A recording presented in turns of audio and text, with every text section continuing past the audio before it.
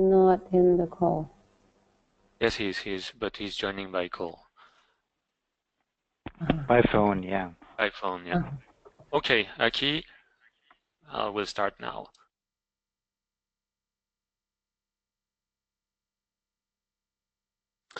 Hello and welcome to Carbon Market Watch's webinar. We're providing a recap of Bonn and inviting you to a discussion on ensuring carbon market integrity under the Paris Agreement, challenges and opportunities. I'm very happy to welcome some distinguished guest speakers. We'll start with a short update of the Bonn negotiations from my side. And then we'll have up for the presentations and the result of Ralf Hartan from the Öko Institute, who's a co-author on a study of the additionality of the CDM for a sort of overview of the experience with Kyoto offsetting credits. We'll then have a presentation from Stephanie Laus-Toya, who's an independent climate change expert, looking at hot air and other issues and risks for environmental integrity under Article 6 of the Paris Agreement. And then we'll have a presentation on key elements for a robust sustainable development mechanism from Juliane Vogt, our Human Rights and Sustainable Development Policy Officer at Carbon Market Watch. And then I'll open up for discussion and look forward to your questions. We had quite a positive response in terms of participants. It looks like we now have 26 people in the audience. I'm looking forward to the discussion with you all. So basically, the Bonn negotiations intersession just ended last week. And sort of despite the lack of clarity about what the US is going to do in terms of in or out of the Paris Agreement or in or out of the UNFCCC,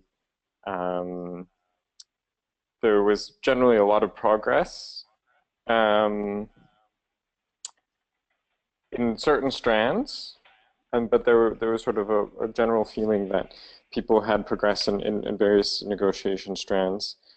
And I think that the feeling was quite a bit better than in Marrakesh when the shock of the US elections was announced in the middle of the negotiations.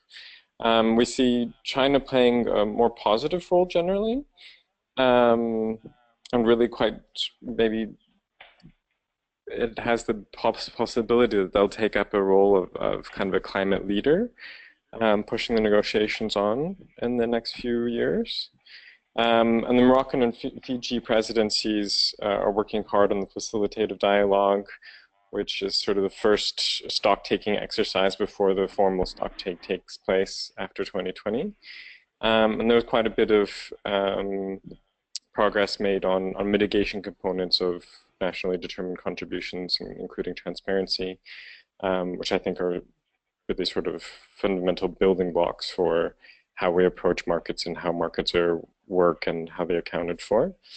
Interestingly, there was quite a bit of controversy about how stakeholders should be involved in the process, particularly in the area of markets. Venezuela demanded that observers leave the SAPSA discussions on markets, and there was quite a few sessions held on the involvement and how businesses or bingos should be represented and how they should be allowed access to the discussions and negotiations, and some talk about sort of conflict of interest clauses that people should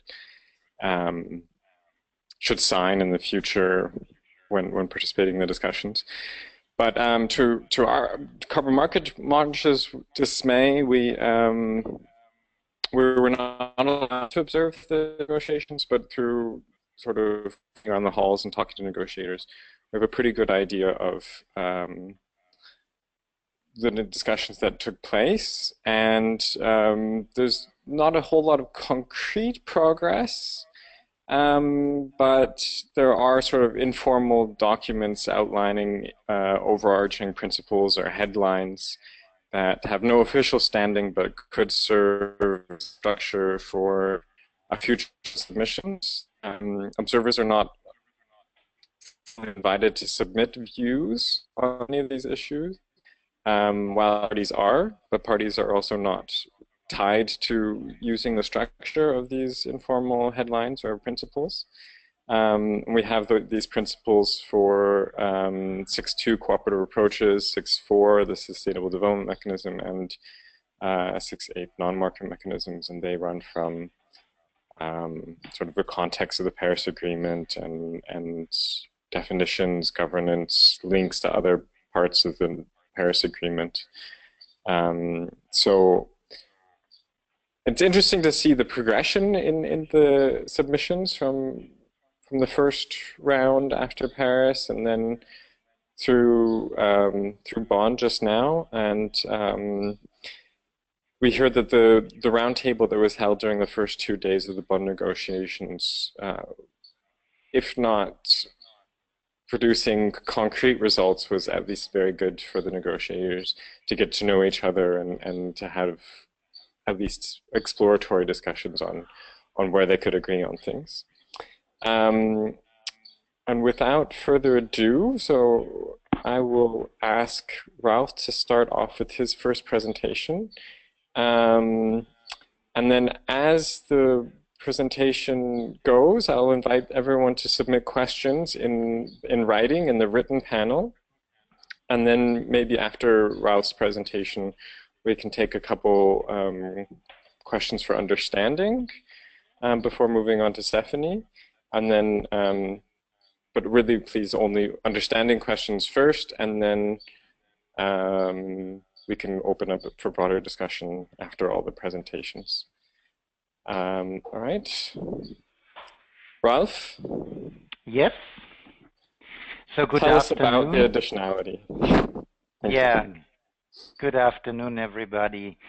So I was one of the co-authors of the study How Additional is the CDM, which was just recently published and which was commissioned by the European Commission. And you can see the other institutes on the first slide. So what did we do? This is what you can see on slide 2. What we did, our question was whether the CDM actually provides real, measurable, and additional emission reductions. This was the initial purpose of the CDM. And how did we do that? On the one hand, we looked at the rules, different rules for additionality and baseline emissions and some other issues. And then we checked the application of rules to major project types. So we have projects and we have the rules. And then we applied this assessment to quantify the impact on CR supply until 2020. So on slide 3, you can see which theoretical analysis we did first, which are the approaches for additionality determination and baseline setting, which is prior consideration, investment analysis, first of its kind and common practice, and barrier analysis, crediting period, additionality of POAs, positive lists, standardized baselines, consideration of policies and regulations, and suppressed demand. And as you can see, maybe investment analysis is maybe one of the main issues, but all of the issues are relevant for determining, at least for determining additionality, but all issues are relevant. So as you can see on slide 4, these are the findings of our analysis of the application to major project types. So on the left, in the left three columns, you can see the number of CDM projects according to different project types and whether their likelihood of being additional is low or medium or high. And as you can see, the bulk of projects rank as not additional, which are basically wind and hydro. This is already common practice in many countries. And we have these energy efficiency projects like waste heat recovery and fossil fuel switch, for which also the energy savings usually are more important than the CER revenues.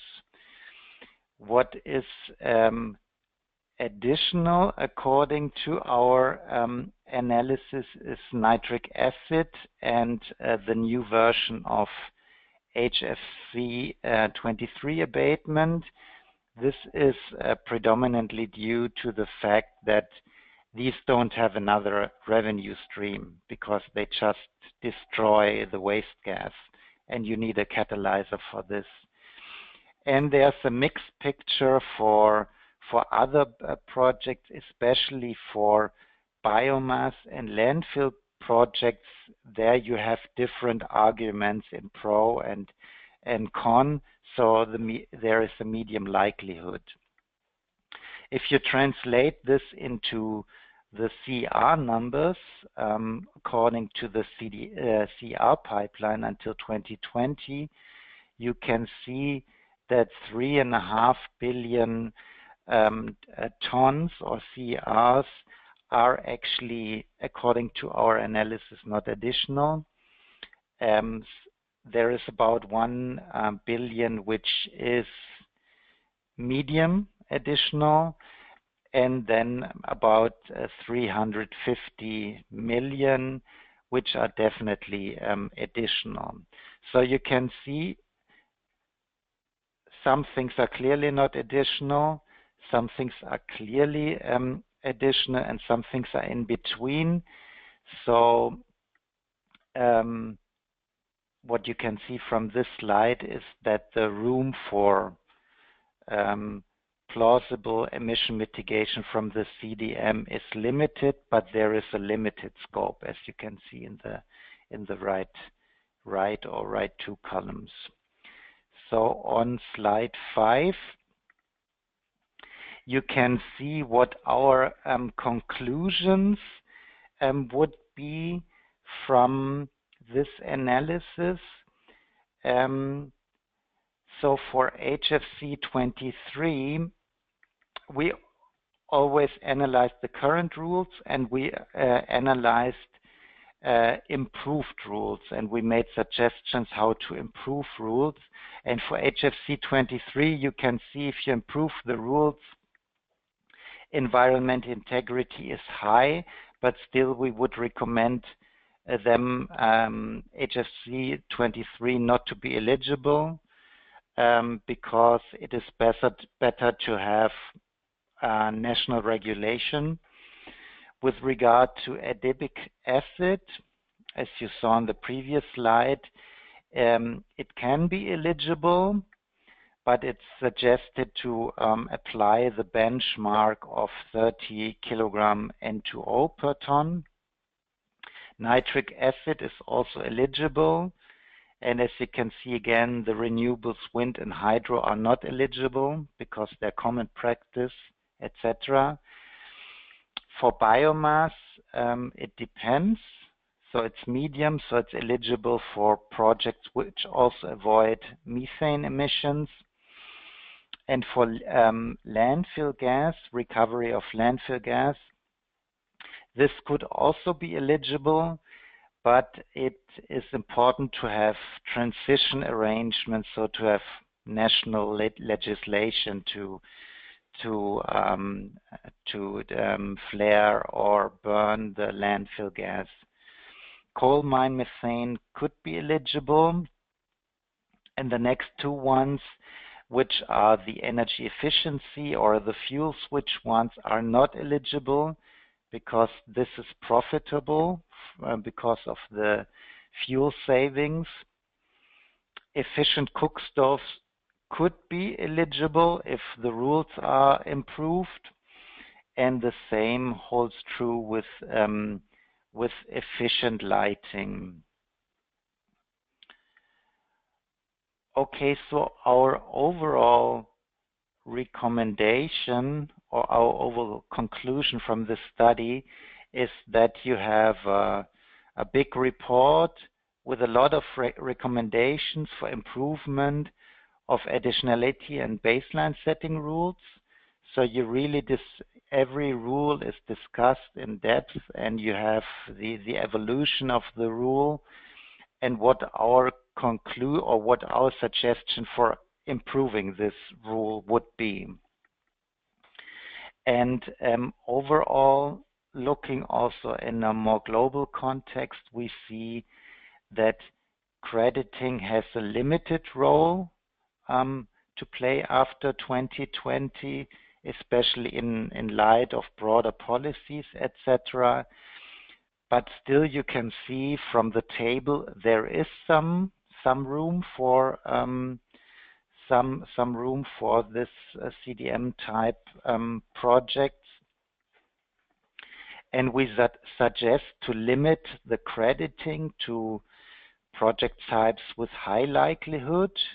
That was the green column in the tables of delivering additional emission reductions, and the methodologies used should also be reviewed and revised to reduce the risk of over-crediting. You also have this kind of discussion in the report for the relevant methodologies. And so in general, if you make a recommendation to somebody, the purchase of CERs should either be limited to vulnerable projects. These are the current projects, but which are in risk of discontinuation. We were not analyzing this, but this is also happening, and another study is analyzing this. And so you could support these projects so that they keep going, or you could purchase CERs from new projects with high environmental integrity. This is what you can see from the table. And overall, it is our recommendation from a global perspective, where everybody has an NDC and a commitment to gradually transition to broader and more efficient climate policies. And if you want to use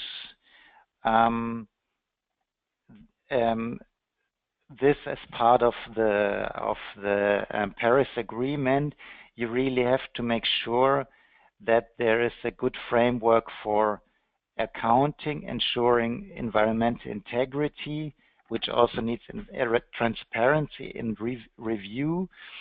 And I think this is especially relevant when it comes to the question of double counting.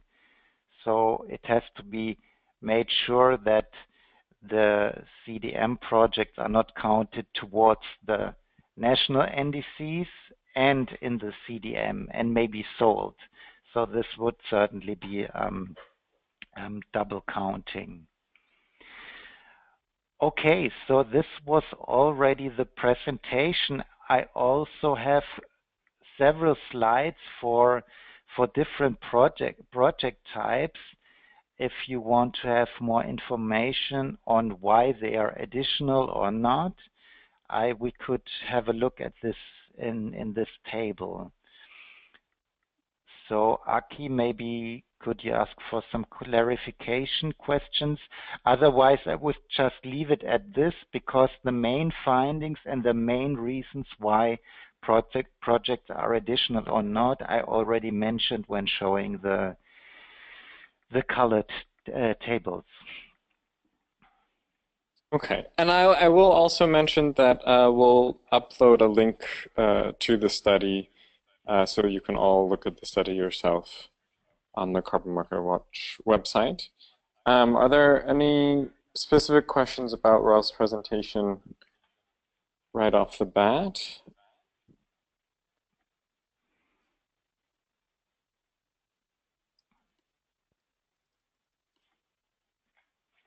Okay, I have one question from Yana Dalan, who asks, can you state that a project is clearly not additional if every project additionality analysis involves many country and local factors which you could not be familiar with each and every country particularly? How was that considered and analyzed? And which methodology was applied? Yeah. So we did not, well, we looked when analyzing additionality for project types, we also looked at the development of this project type in different countries. For instance, hydro in China or wind in India. So we had installed capacity and we were checking legislation, etc.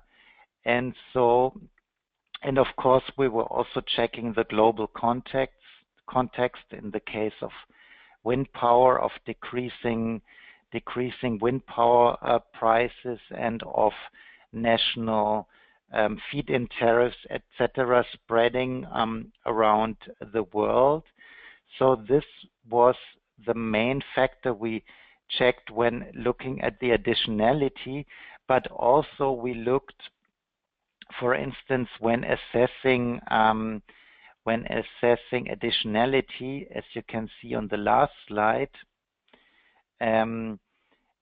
we also assessed whether the CDM revenues really make a difference in the profitability. And so for many projects, like for instance wind, or there is not so much difference, or there are many other factors influencing. And so we had different methods of evaluating whether this is applicable or whether we could judge it as not additional generally, but also there is we were not discussing, for instance, about very poor countries who don't have the structures, etc. So these were basically relevant for the main countries so far. But there may be a limited scope for countries which really have difficulties in implementing policies, etc., in having investors, etc. So for these countries, this may play a role, but for major CDM countries, this was not the case. Okay, thank you, Ralph. There's one other question, almost, I would say, on a philosophical level. Why do you think there is such a thing as additionality? Yeah. And it's such a sort of an intellectual exercise to prove a counterfactual, but how? Yeah. Actually, there is also some discussion about this in the report. It's just not here on the 6 or 7 slides. Basically, you're right. It's very difficult to determine a counterfactual situation and what would happen in the absence. You never know. You never know what would have happened. But so we based our analysis especially on the plausibility of the mentioned indicators, as you can see on slide 3. So we tried to find robust information for this for these aspects, especially investment analysis and barriers analysis, etc., which gave us some certainty that some projects are clearly not additional. For instance, wind or hydro, they are clearly not additional, even if we don't know the exact development in the absence of the CDM, because you never can predict the course of history. So, but there's some more description in the report. Okay. There's one last quick question. Would you recommend the medium or high projects in terms of additionality of the CDM projects for ICAO's CORSIA offsetting mechanism? Or, I mean, I think we could almost expand that to any use of the CDM credits as offsets. Yeah. Yeah, sure, because I'm not discussing whether we should use it for certain schemes, etc. But in my view, you should start with the high projects, and maybe the first thing you could do is just to invest in vulnerable projects, which are the current ones which are in risk of being dismantled and which are in risk of being discontinued. This is certainly the best one. And if you only focus at environmental integrity in terms of greenhouse gas emissions, yeah, the green column would probably best. But if you also consider other aspects like sustainability benefits, etc., you could also look at other projects like biomass, for instance. Okay, thanks, Ralph. There's one or two other common questions, but I think we'll come back to them during the discussion. And there's one other process in Bonn that I had meant to mention during my Bonn recap. But Juliane, can you tell us about the ongoing CDM review that has been ongoing for a while now, and what has happened there? Yes, of course. So, yeah, as you already mentioned, it has been going on for a while already. It was supposed to be finished in 2013, and it's still negotiated. So that already shows you like what a kind of contentious issue this is. And generally now, parties have found consensus that they want to close the review. That's for sure. But the question now is how they can do this. And so many parties want to close the review reflecting the issues that they agreed on, meaning the role of designated national authorities and also the role of programs of activities, and leave it there. And then there's two other voices that come up in the negotiations, namely the EU and then St. Lucia on behalf of AOSIS, that want to also close the review, also mentioning the issues that they could agree on, but in addition, include a list of issues that they could not come to consensus to, and that they did not find to manage a common ground. And such a list, in their view, should include mentioning of issues such as double counting, environmental integrity, net mitigation, local stakeholder consultation, and also especially St. Lucia is always very strong in mentioning that a grievance mechanism also needs to be included in such a list. And all these negotiations that are going on, they have to be seen in connection with Article 38 of the COP decision, which states that the rules, modalities, and procedures of the Sustainable Development Mechanism shall be based on the experiences made with existing mechanisms, and especially the Clean Development Mechanism, so the CDM. So therefore it's very important of how the review of the CDM gets closed, because this will be indicative for how then also negotiations on the SDM will go forward. So generally what can be said is there's a lot of tension in the room, and EU and St. Lucia on behalf of AOSIS, being the ones proposing this list to be included, but they are very isolated in that approach because basically all the other parties do not want such a list, and they cannot come together on any common ground, and the willingness for compromise is also very small. So what was the outcome of the session was that since they did not reach any consensus, Article 16 had to be applied, which means that by default this issue, so this agenda item, the review of the modalities and procedures, will be back on the agenda at COP23, and then the review will go on, and then hopefully at one point there will be some common ground that can be found. Thank you, Juliana. So from Ralph, we hear that there's a number of problems with the issue of additionality and measurable real reductions in the CDM, but it seems like the negotiations are not at a point where they are going to take account of all the problems that may have come up in the CDM experience when informing the negotiations for Article 6 of the Paris Agreement.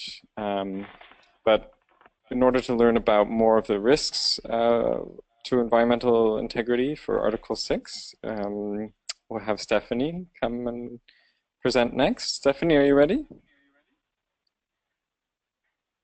Yes, I'm ready. Can you all hear me? Yes. I hope you can. Okay. Hello, everyone. Thank you for attending this webinar. Thank you also to Aki and Carbon Market Watch for having me today. My name is Stephanie. I'm an independent researcher, and today I'll be talking to you about hot air and environmental integrity risks under Article 6. And this builds a lot on the presentation that Ralph just gave on basically the environmental integrity of the CDM. So for Article 6, Stephanie, hold on 1 second. I think we lost the presentation. Oui. Can you share your screen again? Does this work now? There we go. Yeah, that's good. Okay. All right. Thanks. So yeah, I would like to leave you. Oh, this is not working. Oh yeah. I would like to leave you with 3 key messages. The first is that we should ensure quite simply that Article 6 not lead to an increase in global emissions as compared to a situation where no international transfers take place. The second key message is that robust accounting is very important, but it's not enough to ensure environmental integrity under Article 6. Think about Kyoto, right? We have pretty good accounting. It's not perfect, but it's pretty good. And we still have lots of problems with hot air. So under Article 6, there are 2 key environmental integrity risks that still need to be addressed. The first is hot air, so surplus from NDCs that are less stringent than business as usual. And the second is the crediting of emission sources outside the scope of NDCs.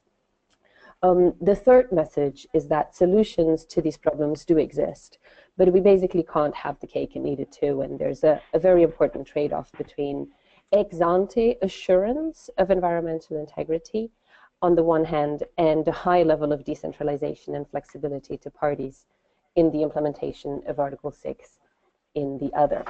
And I'll take you through these 3 key messages in 3 key steps. First, we'll look into the theory of what environmental integrity is and what influences it. Then we'll look into some numbers, and you'll understand why I'm concerned about this. And then we'll look into some of the solutions. Now, there's really a lot to be said about this, and we can't possibly cover everything here. But you can refer to this paper, which goes into detail on all of the issues that I'll be talking about today. And Aki mentioned there will be a link afterwards, and there's also a link at the end of the presentation. So what is environmental integrity, right? So the first thing to realize is that environmental integrity is actually not defined under UNFCCC, funnily enough. Some parties see it in a relatively wide environmental context. So for example, looking into impacts on biodiversity and soil. But the prevalent perspective among parties and in the literature is to look at environmental integrity in the context of greenhouse gas emissions. So in the study, we propose a definition for environmental integrity, and we understand environmental integrity in the context of Article 6 to mean that the use of international transfers does not result in higher emissions compared to a situation where targets had been achieved, but only through domestic mitigation action. And here I'll just briefly pause to highlight this embedded assumption that parties really will achieve their targets, because if parties don't achieve their targets and parties can oversell units as much as they want, then basically what we have is a market without scarcity, which clearly can't work very well. So with this definition in hand, we've identified 4 key factors that influence the environmental integrity of Article 6, and I'll take you through them one by one. So the first one is about accounting, and we know this pretty well, right? This is about quantifying NDCs, addressing single-year targets, making corresponding adjustments on the basis of double entry bookkeeping, using consistent metrics, and so on and so forth. The second one is about the quality of units, and here we refer to the quality of units generated by the underlying mechanism, so by the crediting mechanism, by the emission trading scheme, or by a scheme that allows for government-to-government transfers, such as under international emissions trading under the Kyoto Protocol. And it's worth highlighting that some parties regard Article 6 of the Paris Agreement to be very, very similar to Article 17 of the Kyoto Protocol. And we understand that a unit with a face value of 1 ton has quality if that unit is directly related to an abatement of at least 1 ton. So what does this mean? In crediting schemes, this means all of the things that Ralph just talked to us just now. So it means ensuring that the activity that is being credited is additional, that it is not overestimated, that emission reductions rather are not overestimated, and that permanence is addressed. In emission trading schemes, this means that the cap of the emission trading scheme is such that the loss of a unit from that pool of units of the ETS generates a scarcity in the system that leads to an abatement of at least 1 ton. So you have a pool of unit, you remove one, that leads to a scarcity, which leads to abatement of at least 1 ton. In government-to-government transfers, this is a little bit more complicated, but it generally follows the requirements of crediting schemes and emission trading schemes. So if you're transferring a unit that derives from a specific abatement activity, then this is the same as crediting. And if you're transferring units from a pool of units, then it's the same as ensuring quality in an emissions trading scheme. The third influencing factor for environmental integrity is the ambition and the scope of the NDC. And these matter because they set the incentives for countries to ensure the quality of units that I just told you about. Now, without delving too much into the details, what we know is that countries with an ambitious target, so a target that is more ambitious than business as usual, these countries have incentives to ensure that every unit that leaves their NDC scope actually has quality. That is, that every unit that leaves that NDC scope represents real abatement of at least 1 ton. And this is because emissions are visible in the inventory, and a country with an ambitious target would have to compensate for any unit lacking quality that leaves its NDC scope.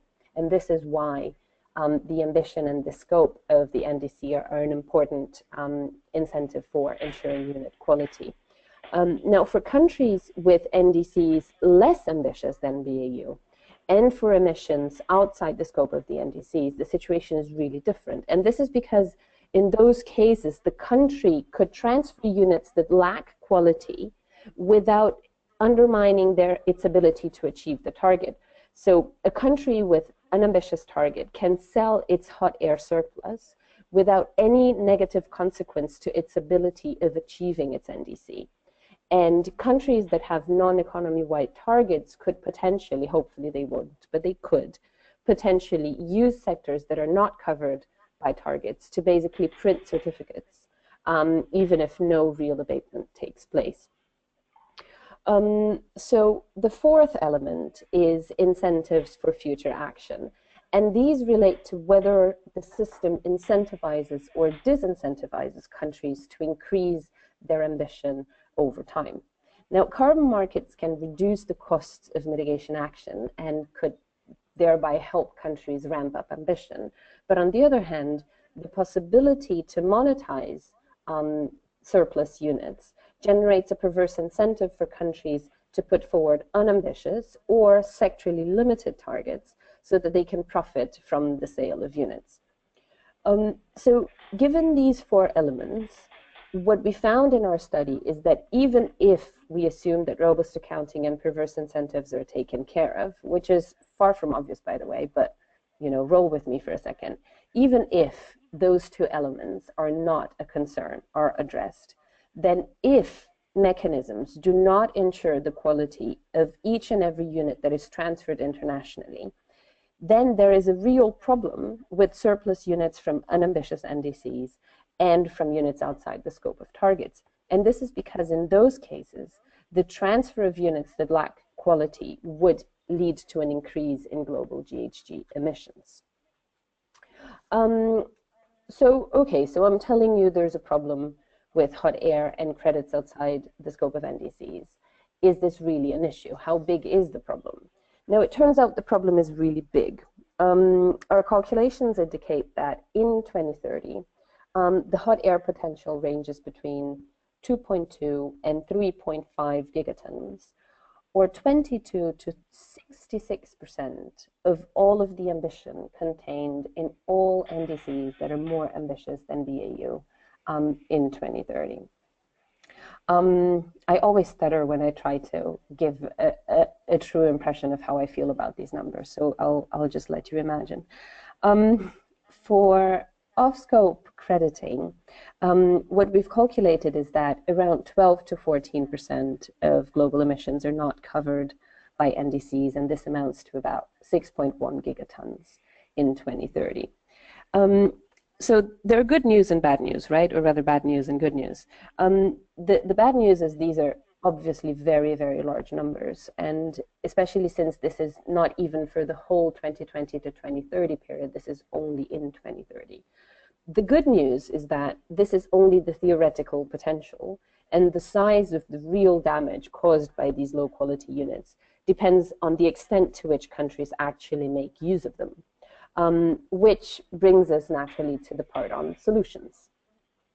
Now, the solutions I'll cover here relate mainly to hot air, and for off-scope crediting, and just very, very briefly on this, a simple solution could be to have the 6.4 mechanism, or the SDM as some call it, ensuring the quality of units that are generated outside the scope of NDCs. In practice, this means that all crediting outside the scope of NDCs would have to be done through the Article 6.4 mechanism.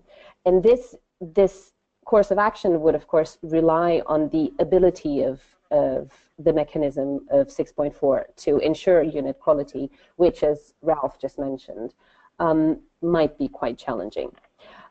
So for hot air, there are solutions within the UNFCCC system and some outside. Each of them has pros and cons. I'll not cover all possible solutions here. Please refer to the study for that. But I'll cover some of the solutions that are most referred to in party submissions and in the literature. So solutions inside of UNFCCC. The first one is the so-called principles plus reporting and review. So parties could agree on high-level principles that would help countries that are establishing, say, national schemes to ensure the quality of units that are traded internationally. So countries would set up their schemes in accordance with these principles and then report on the implementation of those principles through Article 13, transparency, and then be subject to compliance under Article 15. Now, the advantage of this is that you'd have a system with low international regulation and lots of flexibility to parties. But the disadvantage is that this relies very heavily on two things. First, on the ability of Article 13 to identify problems, and second, on the ability of Article 15 to actually correct them. So a strong transparency regime under Article 13 could highlight problems, but the facilitative compliance regime of Article 15 is unlikely to be able to ensure that problems really are corrected, exposed, if they are identified. So another option is to rely on the so-called limits, which, and there are several design configurations here, but you could limit the number of internationally transferred mitigation outcomes that could either be issued, transferred, or used by parties. So for example, Brazil proposes to create a budget of transferable units on the basis of the NDC target and on the country's previous inventories. This is one of the design possibilities, and the good news is that limits well designed could provide reasonable ex-ante assurance of avoidance of hot air, or at least contain how much damage can be done. The disadvantage is that this option requires stronger international regulation, and designing it properly such that it actually has an effect on preventing or at least reducing the amount of hot air that is traded could be politically quite difficult. Other options under UNFCCC also exist, like eligibility criteria, and these would provide even stronger assurance of environmental integrity, but would also rely on stronger international rules. Now, solutions outside of UNFCCC, and I'll cover this very briefly as time is short. Many people have been advocating for the use of carbon clubs. And carbon clubs are a great thing. If you have a high ambition carbon club, you can enact very strong legislation, very strong regulation, and you have tools for very effective enforcement within the club. The disadvantage is that you have no assurance of having a high ambition club, and low ambition carbon clubs could gain a competitive advantage by undermining environmental integrity and trigger a race to the bottom. Green investment schemes are also something we know from Kyoto Protocol times. GISs that are designed as a crediting mechanism and are applied universally could ensure the quality of units, particularly for government-to-government transfers. This could be quite useful. The problem is that any non-universal application makes this, this approach, the usefulness of this approach, very limited. Finally, we also have the possibility of enacting political commitments. After all, we do have a very, right now, only a small number of countries that are interested in buying international units. Many more countries are interested in selling them. And these few buyer countries could commit to not buy certain units from certain countries. Now, this requires first a lot of political clout, and we have a lot of criticism already under the KP about what people call unilateral measures. We would also need a lot of transparency in identifying the so-called bad units, and as I'll mention soon, we could also be losing the opportunity to regulate this now, and instead of not regulating this at all. So when it comes to making an assessment of how to address hot air, we realize that solving hot air is clearly not very simple. One of the primary considerations is that we need to think quite carefully about how much ex-ante assurance of hot air prevention we want and need. Is blaming and shaming enough of an incentive? Will it continue to be enough of an incentive when carbon prices finally start increasing like we know that they should? It's important to realize as well that compromises in the design of solutions could lead to reducing hot air risks rather than preventing them. And of course, this could be better than nothing. But then the question is, how much compromising can the atmosphere really afford? I also have a strong sense of urgency about this, as I just mentioned in the context of political commitments. If we don't regulate this now, can we really assume that we will be able to regulate this later? And I've heard many voices being quite skeptical about that and emphasizing the need to regulate this now. In this context of trying to find a good solution right now, it is important to find options that prevent transfers of hot air without affecting the ability of countries that do have ambitious targets to trade among each other, and this is not necessarily very easy. And finally, it is also interesting to note that although hot air is not an accounting problem per se, some of the solutions, such as limits and eligibility criteria, could be implemented through accounting provisions. And this gives us a little bit more leeway in the design of guidance that takes into account environmental integrity. So this is it. So I said I wanted to leave you with 3 key messages, and these are the 3 key messages. First, that environmental integrity means that Article 6 should not lead to an increase in global GHG emissions, that hot air and crediting outside the scope of NDCs are really big problems, and that solutions require us to think very carefully about what type of assurance we need, to what extent we're willing to rely on blaming and shaming, and how much political compromising the atmosphere can take. And this is it. Thank you very much. Thank you, Stephanie. Some scary numbers there. How aware do you think that the negotiators are of these risks? That's a very good question. I think awareness varies. I think by now many people know that this is a problem. I don't think many people, so I think there are people who believe this is a really big problem and we need to address it. There are people who think maybe this is a problem, not sure we need to regulate this now. And there are those that think perhaps this is a problem, but politically it is so difficult to address that going there is a non-starter. I think part of what we're doing here is really try to create creative solutions to address this problem in a politically sensitive manner. I am quite encouraged by the number of submissions that refer to hot air specifically, for example. So there's definitely hope there. Okay. Are there any other questions from the audience on Stephanie's presentation?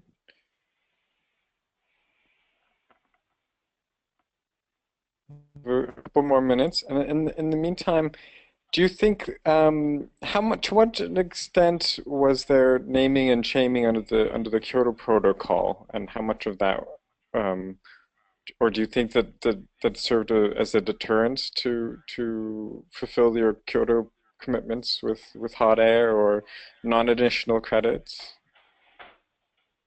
Well, we had. It was useful to a limited extent, right? I mean, in the EU ETS, we had limitations on the type of credits that could be used. Certain countries made certain commitments about not using certain types of units. And there was a lot of transparency in Kyoto as well about how stringent the targets of each of the countries actually were, and who had hot air and all of that. Ultimately, though, what we see in the numbers, what we see in the reports, is that when countries really felt pressed to achieve their targets, many of these political commitments to ensure integrity, many of the commitments to ensure very green, quote-unquote, projects under green investment schemes in the context of Kyoto targets actually fell through. And countries started accepting credits that what they earlier had said they wouldn't accept. So it did contribute in some way, but in a very limited way. Okay, so danger of people going for the cheap solution if they can't reach their targets. Precisely, and Okay. especially as prices go up. And do you think prices will go up? I sure hope so.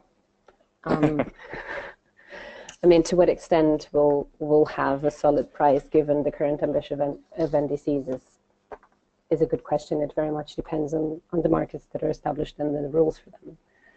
But the one of the certainties we have is that the more units of low quality you have in the market, the lower the price is going to be. So with gigatons and gigatons of hot air, we can't expect, or potential hot air, there's a risk of continued very low prices. Precisely. Okay. So I think I'm not seeing any questions on your presentation at the moment, but maybe a lot of those messages are still sinking in.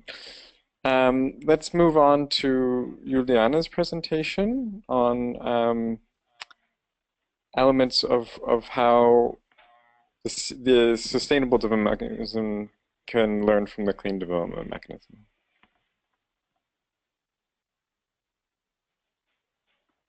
I'm sorry, now I'm on. Yes, so can you see my screen all right? Yes. Okay, perfect. Yeah, so now after having heard about environmental integrity and offsets and all the problems that can occur with them, I would like now to go into a little bit more detail on what are actually Carbon Market Watch's views on how this new mechanism that was established under Article 6, namely the Sustainable Development Mechanism, in short, SDM, what it could and also ideally should look like. And I want to present you some very precise and short, concrete recommendations on this and also on that matter. Oh, why can't I switch now? Ah, yes. We just published a policy brief that you can, so like the outline and the picture you can see on the right-hand side of this slide, which is called Building Blocks for a Robust Sustainable Development Mechanism, and it's online on our website, and I invite you all to have a look at it and to read up on it if you wish. And basically on this policy brief, I built my presentation around. And now, before going into the specifics, I think it's always a good idea to take a little bit of a step back and to see the broader picture, because when we are talking about designing markets, so Article 6 and the Sustainable Development Mechanism in particular, it is important to keep in mind that Article 6 does not stand in isolation, but that it rather has to be read in conjunction with other provisions of the Paris Agreement. Notably, we have a preamble that makes a reference to human rights, and that says that human rights obligations need to be respected and promoted when we are taking action to address climate change. Then there is the overall perception that all parties need to contribute to efforts to limit global warming to 1.5 degrees. Then also we have a goal to decarbonize by the second half of the century. And we also now are in the unique situation that we have a sustainable development agenda that was also adopted in 2015, and that is applicable to all countries, and that was also specifically welcomed by the COP decision that is accompanying the Paris Agreement, and that underlines that there are very close linkages and interconnectedness between sustainable development and climate action. So this is not an exhaustive list by far, but I wanted to present this to you to highlight that ultimately those goals is also what the SDM needs to contribute to, and this has to be kept in mind, and these cornerstones we need to be mindful of when we are talking about how to set up and how to design a new mechanism. So in this policy brief that I mentioned already, we basically focused on three major building blocks on what we think are very important elements when we want to design a robust and integer SDM. Those are... Jules, I think the slide, I'm not sure if the slides are moving with your presentation. Yes, they are. I'm coming to that first. Oh, sorry. Give me one okay. second. So, talking about the building blocks again, we have 3 major building blocks that we identified. One is that the SDM definitely needs to increase ambition, and that it should not be used as an offset mechanism. That is building block number 1. Then number 2, that it should contribute to environmental integrity and sustainable development. And third, but not least, the need for a robust governance. And now comes a new slide. So talking on building block number 1, we are of the view that the CDM should not be an offsetting tool. Why do we think that? So basically, the SDM was established as a new carbon market instrument for the period after 2020. That's nothing new. And it was designed as a mechanism that shall promote the mitigation of greenhouse gas emission and foster sustainable development at the same time.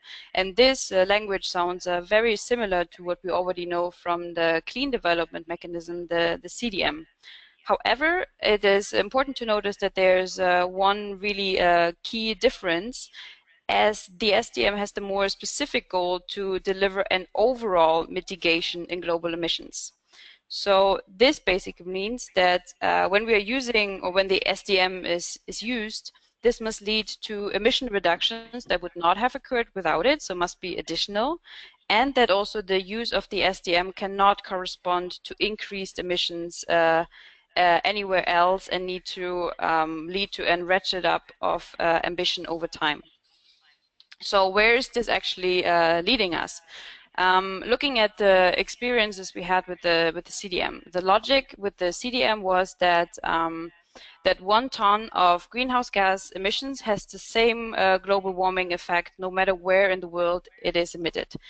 And that basically it's rather a shifting of locations of where emissions are reduced or are done, rather than a reduction of emissions overall. And so basically, let me just underline this one more time. Basically, offsetting is ultimately just a shifting of emissions, not a reduction of emissions overall. And now, this is why I wanted to paint this picture in the beginning and show you some overarching principles that have to be kept in mind. Given now the Paris framework and its objectives, namely trying to reach a global warming not higher than 1.5 degrees, and also the goal to decarbonize by the second half of the century, this calls for a massive increase in ambition for all countries and sectors, with a rapid reduction in emissions. And from our point of view, this becomes, and also having heard the problems of offsetting and all the additionality problems that can occur and the environmental integrity issues, it becomes clear from our view that offsetting is not an appropriate tool anymore for climate change, or for combating climate change. And there's no space for offsetting anymore after 2020 under the Paris Agreement. So in our view, the SDM should rather be designed not as an offsetting tool, but as a tool for results-based finance to mobilize private and public sectors for more climate action, and for activities that are additional, and so that would not have occurred without the incentive of the SDM. And in that regard, it is also important to exclude technologies and projects that have proven to have a low likelihood. I mean, what was just mentioned by Ralph also in the beginning, and especially for projects types such as fossil fuel and large hydro. So this is our building block number 1. The recommendation that the SDM should not be an offsetting tool, but rather a tool for results-based finance. Then coming to the second block, which is sustainable development and environmental integrity, on the contribution to sustainable development. In the Paris Agreement, the term sustainable development is actually quite prominently featured. For example, there are references in the preamble, the overall goal to reach 1.5 degrees, and also what I mentioned earlier, the COP decision that explicitly welcomes the Sustainable Development Agenda. And this sustainable development agenda recognizes specifically that solutions to climate change and sustainable development are closely connected and that both need to be addressed simultaneously. And so the SDGs, the Sustainable Development Goals, they could actually now serve as a foundation for an international understanding for what sustainable development actually means and what it could be reflected as in the SDM. And as some of you probably know, in the CDM, there was also this prerogative on a very nationalized basis that what determines sustainable development is very much just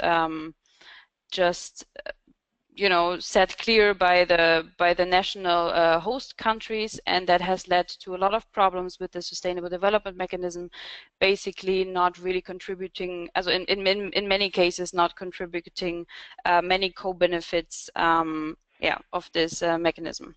And also, which is a very important link to make here, is this Article 38 of the COP decision that highlights that reducing greenhouse gas emissions and sustainable development are equally important in the sustainable development mechanism. So it's not just about reducing emissions, but also the contribution to sustainable development is just as important.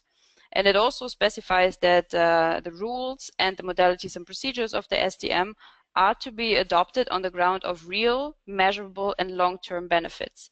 And as it can be read, and as we read it, this also means that the sustainable development benefits that are to be produced by the sustainable development mechanism have to be conform with this, so need to be real, measurable, and long-term. And that's why one recommendation is to define, monitor, report, and verify real, measurable, and long-term sustainable development and mitigation benefits from the Sustainable Development Mechanism. And on the matter of environmental integrity, as Stephanie already mentioned, it is not clearly defined what environmental integrity actually means, but as a minimum understanding, I think it's quite understood that mitigation benefits also must be real, measurable, and long-term, and that they should result in an overall mitigation of global emissions. And also this whole issue of environmental integrity, again, must be seen in the overall context of the Paris Agreement, with working towards 1.5 degree global warming and the long-term goal to decarbonize by mid-century. And this means ultimately that the SDM must promote more ambition and contribute to a transformational change. And therefore, it is key that it does not make a perverse incentive, such as improving the profitability of high-emitting activities that actually should not be eligible as project types anymore. And so it is evident actually that the SDM should go way beyond small improvements from business as usual, and that also means ultimately that there should be no fossil fuel lock-in done by this mechanism. So in the end, as a overall recommendation is that the SDM should ensure environmental integrity and thereby contribute to a transformational change and avoid perverse incentives that undermine ambition. And as I say, all good things are three, or maybe that's just what you say in German, but basically also robust governance is a key element to ensure integrity of the SDM.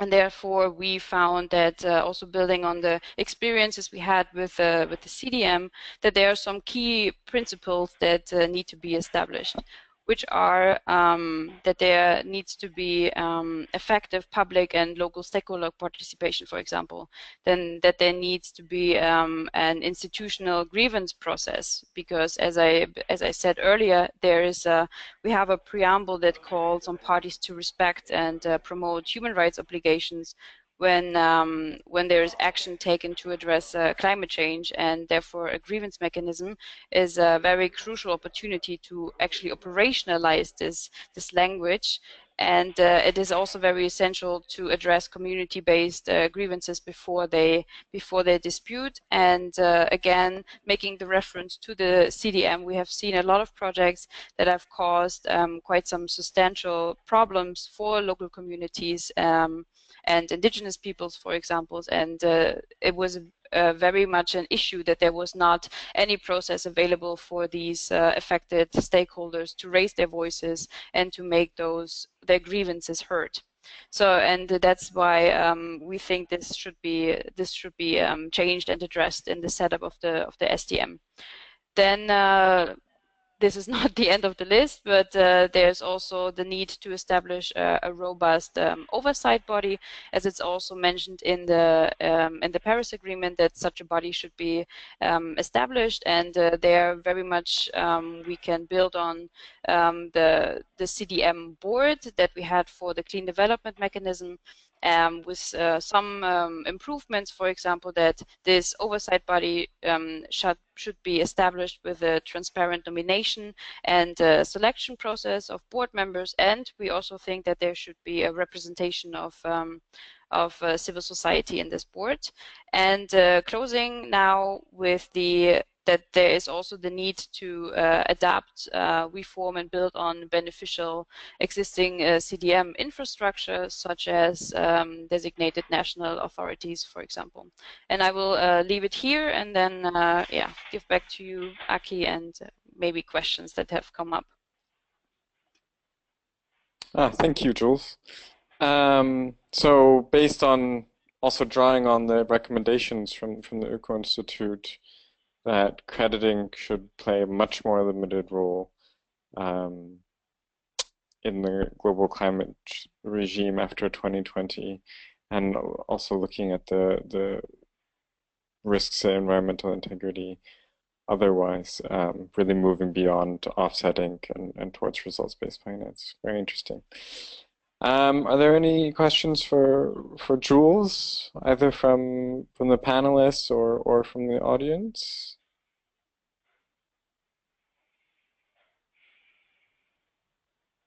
Otherwise, I'll get it started, maybe with a couple questions. Ralph, were you surprised by the results of the study when you kind of went through all of the results and came out with the big numbers overall? Can you hear me? Yes. Okay, good. Well, in general, I think the findings are not very surprising, because there was already some discussion about what additionality actually is, etc. That was going on for a longer time. And so this is probably just a very comprehensive study in which we analyzed everything in very much detail, and we looked at the project types, etc.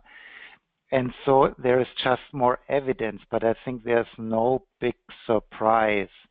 And well, the numbers are maybe not a surprise, because everybody can find them in the pipeline, in the CDM pipeline. So, but of course, if you sum up everything, it is a rather explicit picture. Yes. I mean, I have to say that I mean, there was an argument about the environmental integrity of JI and the difference between track 1 and 2 and decentralized governance versus centralized governance, of having kind of a JISC committee overseeing things. But it seems to me that the CDM executive board wasn't successful, or any more successful really than, I mean, maybe or maybe only marginally more successful than a decentralized effort when two governments bilaterally decide on these things. Just what do you think that means for the Paris Agreement? And maybe Stephanie, you can chime in on that as well. You mean the question whether something could really be agreed on a very international, overarching level, you mean? Yeah, and I Or mean, like in a committee like the CDM Executive Board? yeah, Of and course, we you do also have have the one comment. diverging interests and cultures in the executive board and the other CDM committees. So, and yeah, it's very complex there, which could be maybe more easier on a bilateral level if you really focus on specific activities. But not so then we sure. have the problems of governance and really leaving it up to the principles and willingness of the acquiring country, like Stephanie outlined as well. Yeah, but I think the CDM has undergone some important revisions, and there was some main criticism some years ago, and then several improvements have been made also with regard to the validation and verification of projects, which increased the assurance of credits, etc. So many improvements have been made, but I think the fundamental additionality and baseline questions, I think they are more fundamental than just management of the projects. And Stephanie, maybe can you comment? I mean, under the Kyoto Protocol, I mean, we had the first commitment period, and then we sort of had a second commitment period, although I don't know if it will ever be ratified by enough countries to take effect. But is the dynamic nature of the Paris Agreement, where we're supposed to take stock and ratchet ambition on a regular basis, what do markets and trading mean for that dynamic ambition and that progression? And I mean, can you talk a little bit about the incentives that this sets for ratcheting ambition? Yeah, sure. This is very much related to that fourth element I talked about, right? Incentives and disincentives for future action. I think, and this is also related to the impact of having crediting in host countries that have NDC targets. So there are several elements to the answer, actually. One is to what extent markets can help countries achieve more ambitious mitigation action more effectively and more cheaply, and this is what markets try to achieve. They try to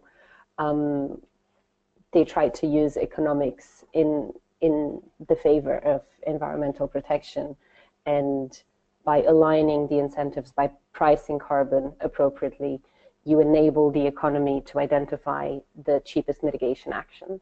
And so you can provide environmental protection at the lowest possible cost. Now, the challenge, of course, lies in designing a system that is able to reap the benefits without falling into the perverse incentives, into the pitfalls. And this, to, I think, a significant extent, does rely on international regulation. And just to briefly comment on your previous question of, was the CDM really much better than JI in ensuring additionality? I mean, I can't speak directly on the numbers. I don't have them fresh in my head. But if you think about the circumstances of JI and CDM, they are different. I mean, you can criticize the executive board for not being able to fix those problems, but at least we have someone to talk to fix those problems, which is not the case in a decentralized system. And we do have, I mean, I'm basically thinking out loud here, but it seems that we're also seeing additionality in the context of a very evolving circumstance of emerging economies, and the difficulty of the political difficulty of reflecting these evolving circumstances as we go. And the CDM also suffers a little bit from trying to do three things at the same time. It tries to be broad, it tries to be applicable to many different types of activities, it tries to be simple, and it tries to be precise. And it's very difficult to do all of those three things at the same time. And I think what what we can take from Ralph's presentation is that perhaps narrowing the scope of the mechanism could do a lot in helping us achieve higher environmental integrity. So instead of trying to be simple and broad and precise, you can be simple and precise, but a little bit more narrow.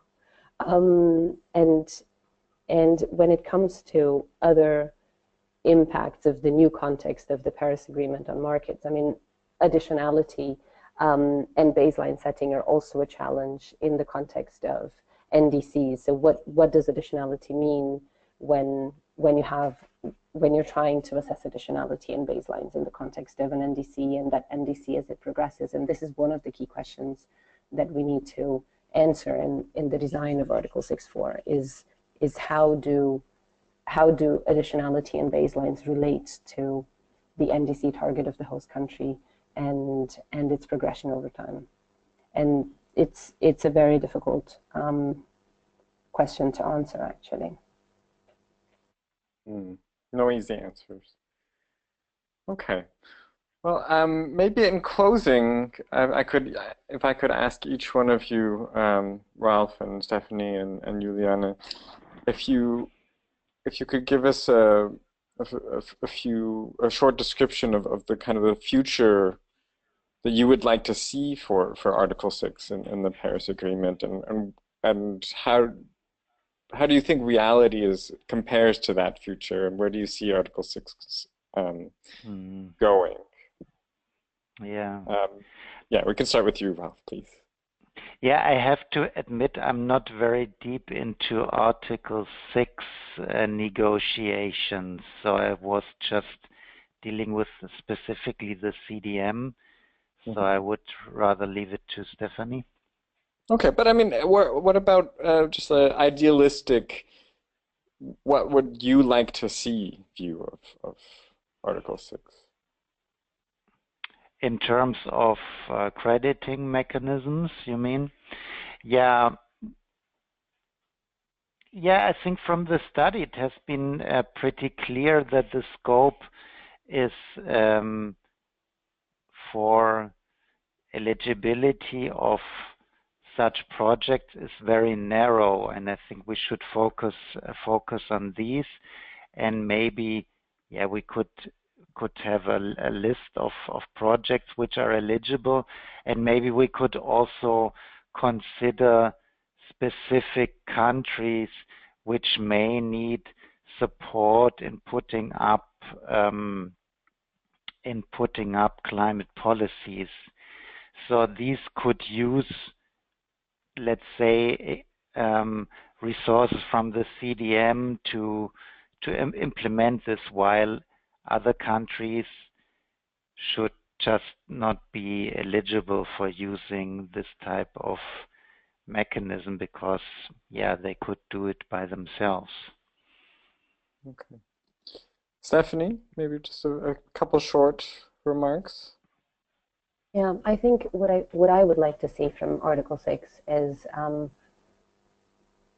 well-designed carbon markets. I think carbon markets are a great thing, and I'm one of the first ones to defend them. But I think we need to be very careful to not defend the tool when the tool is actually not achieving its purpose. Ultimately, we're here to reach 2 degrees or 1.5. And whatever design we have under Article 6 needs to be aligned with that ultimate purpose. And I think it's very easy for us to get bogged down in the political compromises of what is seemingly possible, and all of the red lines of all possible countries.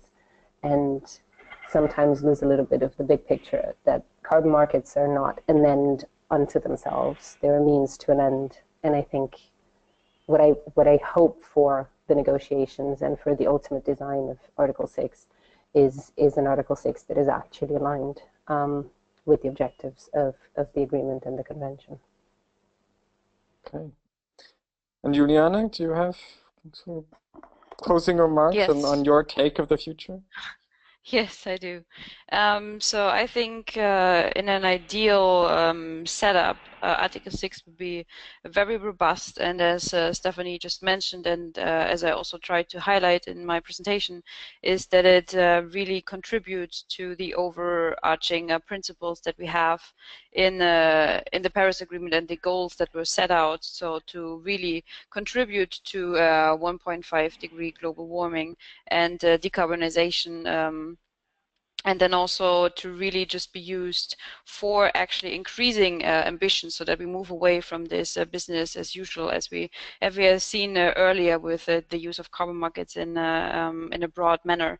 And I also hope that when there is an Article 6 setup, that we have sufficient safeguards that are included, that really also function towards supporting and protecting local stakeholders, for example. This is something that yeah, is actually very close to what I would wish for, and that also again, given the overall goal to decarbonize by mid-century, that certain project types are excluded and are not eligible to participate in a carbon market. For example, just mentioning here fossil fuels and large hydro projects. Okay. Thank you all. Much food for thought. I hope that this has provided some real things for us to consider, and as we observe and continue to work on the issue of markets in the Paris Agreement, and will also have an effect on how this conversation is taken forward in the negotiations in Bonn in November and beyond. If you have any specific questions, please feel free to contact me or anyone at the team at Carbon Market Watch. We will make sure to put up the studies that were mentioned by Ralph and Stephanie on the website. And also an apology from Karen Holm-Olsen, who had meant to join us to talk to us about the Sustainable Development Tool and recommendations for improvements for the Paris Agreement, but was unable to join because of some travel planning issues. But thank you all and the audience for joining us, and we appreciate your input, and we look forward to hearing from you, and please keep in touch. All right, take care. Bye.